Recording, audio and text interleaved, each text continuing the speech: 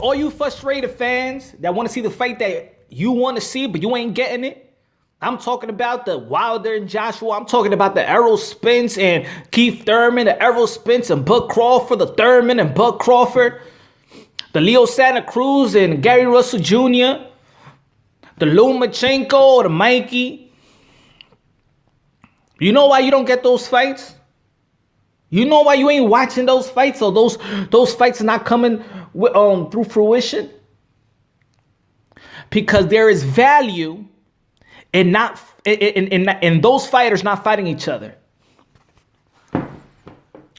As much as they can make money fighting each other, they gonna make as much money not fighting each other. You understand the business of boxing now?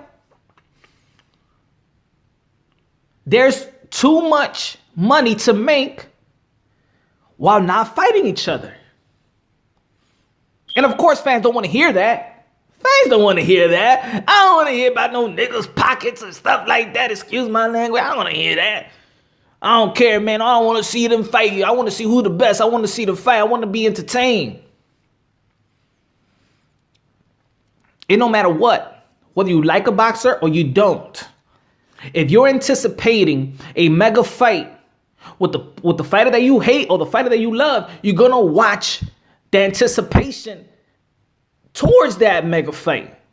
You're gonna pay attention and you're gonna view, or you're gonna pay for those fights in between, leading up to that fight, the potential of that fight. And that's why these fighters don't need to fight each other, because it's business. It's too much money to be made not fighting each other. Now, the difference between another boxer and other boxers, like a boxer like Keith Thurman, he keeps it real. He tell you what's his plans is. He's telling you, I'm not going to fight I'm not going to fight Errol Spence now, and I'm not going to fight Bud Crawford now. I'm going to fight this. I'm going to get back here and da da da da da. And you're going to be mad, but you know what? Just because you anticipate and you want to see how Keith Thurman looks, because you want to, analyze and compare the performance of the Errol Spence or the Bud Crawford, you're gonna watch Keith Thurman, and that's the way his value is gonna be up. He's gonna make as much money not fighting the fighter that you want to fight,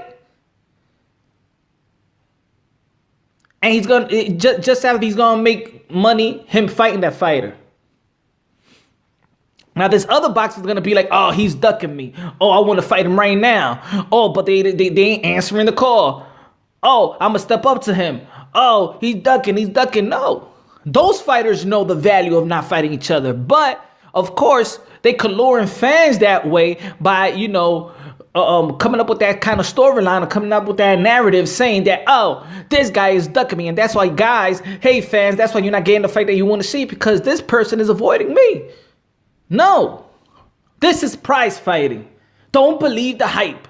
Don't believe Errol Spence when he's telling you, oh, I need a fight and these guys ain't calling me. Don't believe that. I don't believe it. I know boxing too well. I know the business of boxing too well to believe those craps.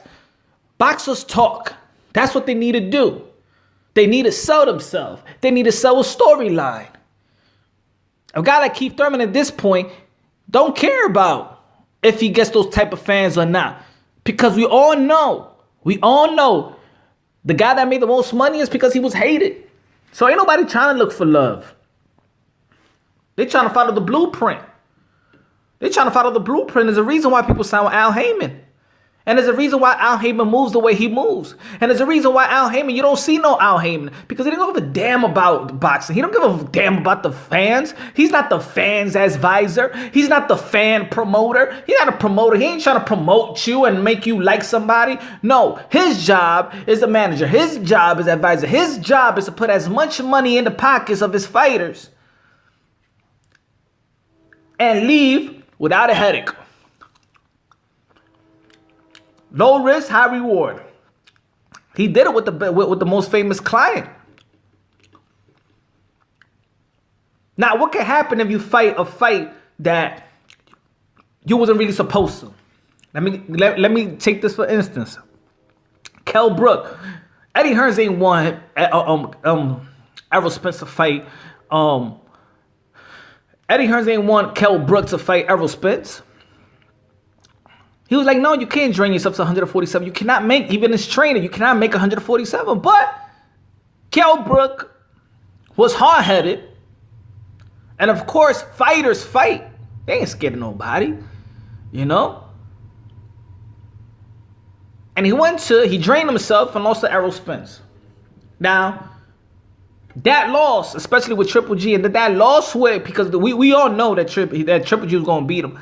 But then after that, the Spence, you lost your value. You dropped in stock. Was that a smart move? Nah. Because maybe eventually, if you would have just kept it 154, you probably would have won a couple of fights with 154 guys.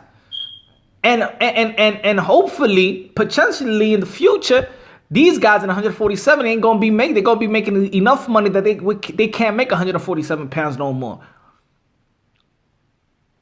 Within 2 years, these top guys in the welterweight division is gonna move up if they want to keep fighting, if they want to keep being in the sport of boxing. And I'm gonna tell you like this: in hindsight, these guys ain't gonna stay around too long.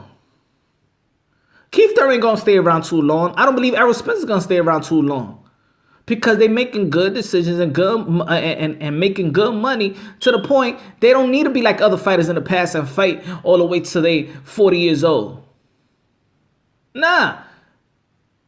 These people ain't come from bad background. These guys don't have the Mike Tyson story. They ain't trying to survive. No.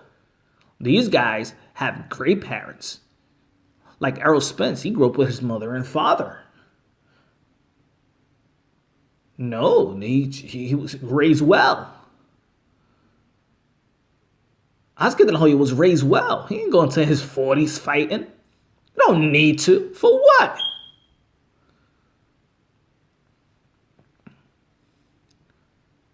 Keith Thurman was raised good. You never heard him that he says, oh man, I had this past. No, they was raised good, so they think well. Danny Garcia's a good kid. When you ever seen these guys get in trouble? They're smart. They took that as a sport. They ain't took it as a survival method. It's a sport. It's a sport for them. It's child's play to them. And they're getting money and they're being happy. So that's why they could think business. They ain't trying to prove nothing to nobody. That's what you think. They ain't trying to prove nothing about nobody. They need to talk like they need to prove something. They need to talk to sound competitive. But they know exactly when is the right time to do it. These guys ain't dumb. As a matter of fact, these guys ain't even young. They're in their prime. They're in their 30s. 29, 30, 31, 32. They got families. They married. They got their girlfriend. They set. They ain't dumb.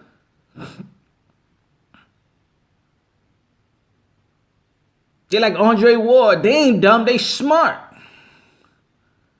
So there's values in not fighting each other. They know that. But the fans have to understand the what's BS and what's real. That's what the fans get frustrated, because they don't understand what they're hearing, or they don't understand what they're seeing. They don't understand the sport of boxing. If you learn the sport of boxing, you will understand stuff. You won't be frustrated. You won't be, oh man, this guy's pussy. I don't want to fight this guy. Yo, for God, he should retire, man. He should drop the belts. He should do this and that. He's scary. He's pussy. He's ducking, man. You don't want that smoke. Nah, man, they got a plan. And your feelings is not in their plans. All right, my man?